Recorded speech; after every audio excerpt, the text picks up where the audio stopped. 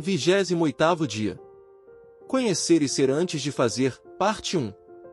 Vamos começar a quarta parte de nossa jornada com o assunto que tem sido a base deste movimento. Hoje e amanhã vamos recordar e aprender a respeito dele. Temos aprendido desde o que devemos estudar a palavra não só para obter conhecimento, mas para desenvolver intimidade com Deus. O conhecimento de Deus que vamos buscar é, justamente, o que vai além do intelectual, que vai ao coração e provoca uma mudança de dentro para fora. Essa manifestação do poder de Deus na vida daquele que o busca leva o cristão a ser autêntico e verdadeiro no seu relacionamento com Cristo e com seu próximo. Cheio do poder renovador do Espírito Santo, será inevitável testemunhar a respeito do Evangelho. As pessoas nos verão e não teremos como esconder que estivemos e estamos com Cristo, e falar dele será algo natural e poderoso.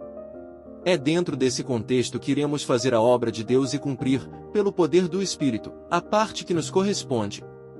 Antes de continuar, que tal orarmos? Oremos e peçamos ao Espírito Santo que nos ajude a conhecer a vontade do Pai de tal maneira que o honremos como filhos.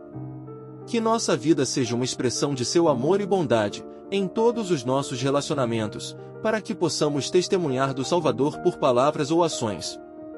Conhecer, relacionamento e experiência. Como já aprendemos, quando abrimos a Bíblia, estamos diante de Deus Pai, Deus Filho e Deus Espírito Santo. Devemos ouvir e conversar com o Pai em oração a respeito do que Ele nos fala em Sua palavra.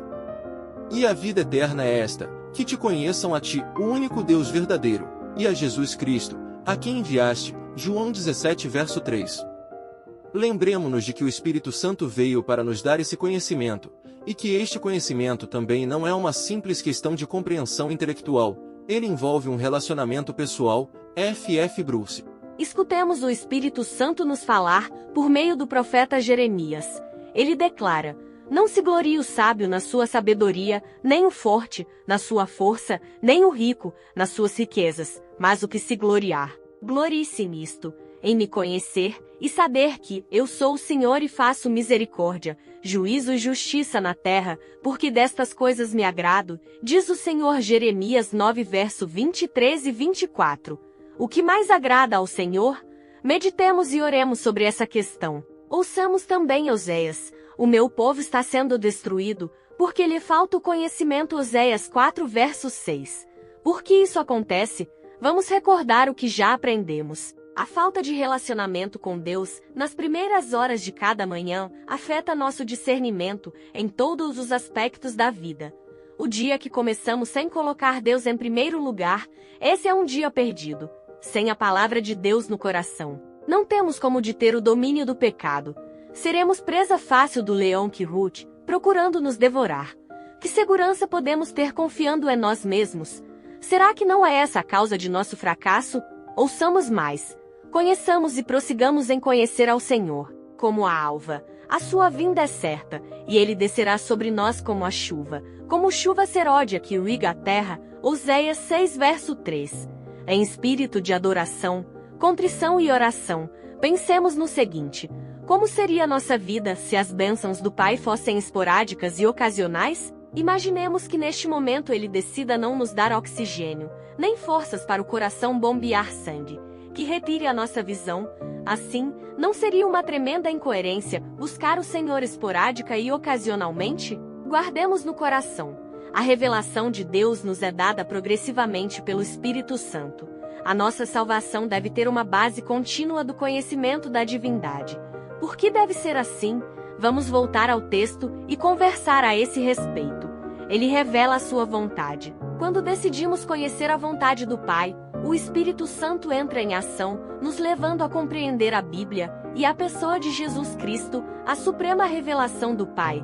Ellen White descreve como Jesus aqui viveu. Cristo, na sua vida sobre a terra, não fez planos para si mesmo, aceitou os planos de Deus a seu respeito, e dia após dia o Pai lhes fazia conhecer. De tal maneira devíamos depender de Deus, que nossa vida pudesse ser a simples realização de sua vontade, confiando-lhe nossos caminhos. Ele dirigirá nossos passos. A ciência do bom viver. Página 479. Quando desenvolvemos e consolidamos o hábito de buscar a Deus, nas primeiras horas de cada manhã, adquirimos experiência na busca das coisas celestiais. Isto nos proporcionará inúmeras bênçãos espirituais. Fortalece o intelecto e nos edifica em Cristo, nossa cabeça viva. Conselhos aos pais, professores e estudantes. Página 97. Manuseando diligentemente e continuamente a palavra, em busca da vontade de Deus, avançamos passo a passo para a eficiência nas coisas espirituais. A nós é feita a promessa de que, em tudo que nos ocuparmos seremos bem-sucedidos, dentro da visão do Pai. Nossa primeira lição é aprender a vontade de Deus, mesmo que enfrentemos as mais probantes circunstâncias, e então, conhecendo sua vontade, obedecer sem reservas. Olhando para o alto Meditações Matinais, 1983, página 282. Sólidos princípios da Palavra de Deus serão adquiridos e farão toda a diferença para uma vida equilibrada e produtiva. Onde os princípios religiosos governam, pequeno é o risco de se cometerem grandes erros, pois o egoísmo, que sempre cega e engana, fica subordinado. O sincero desejo de fazer o bem aos outros predomina, de maneira que o próprio eu é esquecido. A posse de firmes princípios religiosos é um inestimável tesouro.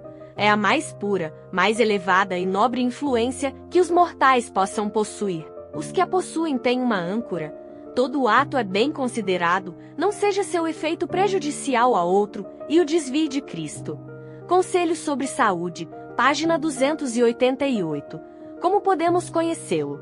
Vamos pensar na seguinte situação: como se dá o processo do namoro, noivado e casamento?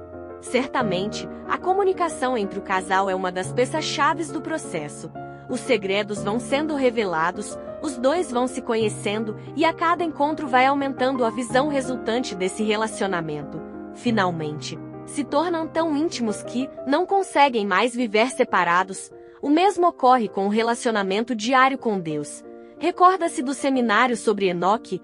Podemos também viver como ele viveu. Devemos nos colocar em uma posição em que o Espírito Santo possa esquadrinhar cada área de nossa vida e direcioná-las para Deus.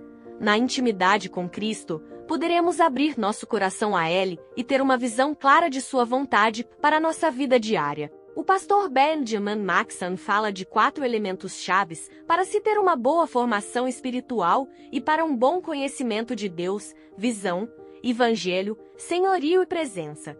Testemunhar acerca do Evangelho. Adorar a Deus com os dízimos e as ofertas, de forma sistemática e proporcional às rendas. Visão. Qual é o tamanho de sua visão de Deus? Podemos afirmar, com segurança, que a visão que temos do Pai é a soma de todos os encontros que tivemos com Ele nas primeiras horas de cada manhã e, em menor escala, das experiências esporádicas e ocasionais, quando ainda não havíamos desenvolvido nem consolidado o hábito de buscar a Deus nas primeiras horas do dia. Ampliamos nossa visão de Deus a cada dia quando buscamos em primeiro lugar. Como será sua visão de Deus daqui a 5 ou 10 anos, mantendo-se dentro desse estilo de vida? Cada manhã, nossa primeira responsabilidade é a de aumentar nossa visão espiritual, pois é essa que verdadeiramente nos possibilitará conhecer a vontade divina.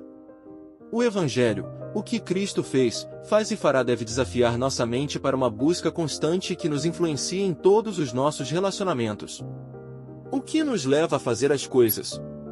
Podemos, como fez Paulo, afirmar que é por causa do Evangelho e do conhecimento do Senhor Jesus. Senhorio de Cristo, o que Ele quer que eu faça?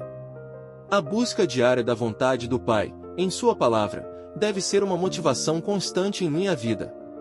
Afinal, o que faz com que ela seja plena de significado é viver dentro do programa diário que Deus tem para mim em Sua Palavra. Fora disso, que sentido tem o viver? Presença divina, além da visão, do Evangelho e do Senhorio, outro elemento que nos leva a buscar o conhecimento de Deus é o sentimento de Sua presença a cada passo de nossa caminhada. Quando sentimos a Sua companhia, sempre estaremos conversando com Ele. Cada circunstância da vida será sempre uma oportunidade para a oração. Você se recorda como foi que Enoque andou com Deus? Ele estreitou tanto seu relacionamento com Deus, que foi levado para o céu como símbolo dos que serão trasladados por ocasião da segunda vinda de Jesus. Que tal, neste instante, louvarmos e orarmos? Lembra-se dos hinos: meu Deus e eu andamos sempre juntos, eu quiser andar com Cristo. a cada passo sigo caminhando para esse lar que Cristo prometeu? Tomemos, então, nossos inários e ofereçamos um sacrifício de louvor ao Salvador.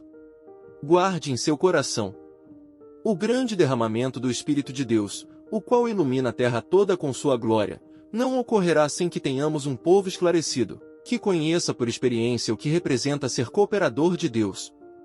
Quando tivermos uma consagração completa, de todo o coração, ao serviço de Cristo, Deus reconhecerá esse fato mediante um derramamento, sem medida, de seu Espírito, mas isso não acontecerá enquanto a maior parte dos membros da Igreja não forem cooperadores de Deus.